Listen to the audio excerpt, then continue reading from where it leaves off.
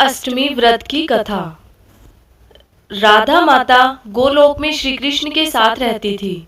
एक दफा कृष्ण भगवान को गोलोक में राधा रानी कहीं नजर नहीं आई। कुछ देर बाद कन्हैया अपनी सखी विराजा के साथ घूमने चले गए।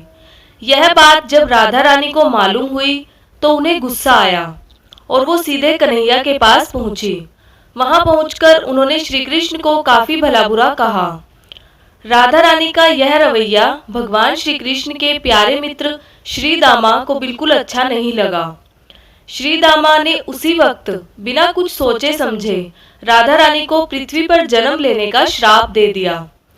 राधा को इतने गुस्से में देखकर कृष्ण भगवान की सखी विराजा भी नदी के रूप में वहां से चली गई।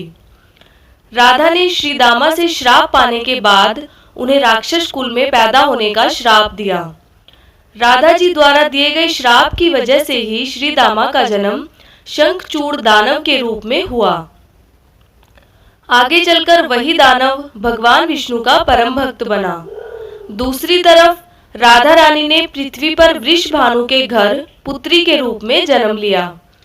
राधा रानी का जन्म वृषभानु जी के घर तो हुआ, लेकिन उनकी पत्नी देवी कीर्ति के गर्भ से नहीं।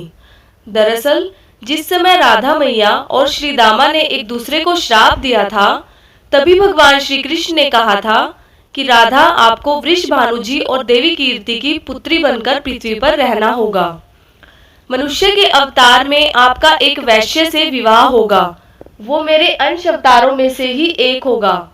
इस तरह आप पृथ्वी पर भी मेरी ही बनकर रहेंगी, परंतु हम दोनों को बिछड़ने का दुख सहना होगा।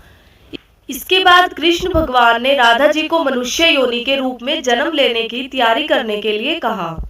संसार के सामने वृषभानु जी की पत्नी गर्भवती हुई। जिस तरह एक बच्चा दुनिया में आता है, ठीक वैसे ही देवी कीर्ति का भी प्रसव हुआ। लेकिन असल में राधा माता का जन्म देवी कीर्ति के गर्भ से नहीं हुआ था। भगवान की माया से उनके गर्भ में वायु भर गई थी। देवी कीर्ति ने उसी वायु को जन्म दिया। इस दौरान उन्हें प्रसव पीड़ा हो रही थी और वो वहां राधा माता के रूप में एक प्यारी सी कन्या ने जन्म लिया। भाद्र मास के शुक्ल पक्ष की अष्टमी के दिन राधा मैया का धरती पर जन्म हुआ था। तभी से हर साल इस दिन को राधा अष्टमी के रूप में मनाया जाता है। आइए जानते हैं इसका महत्व क्या है। कृष्ण प्रिया राधा रानी के प्राकट्य दिवस पर व्रत रखने से भगवान कृष्ण भी प्रसन्न होते हैं और मनोवांछित फल प्रदान करते हैं। राधा नाम संसार के सभी दुखों को हरने वाला है।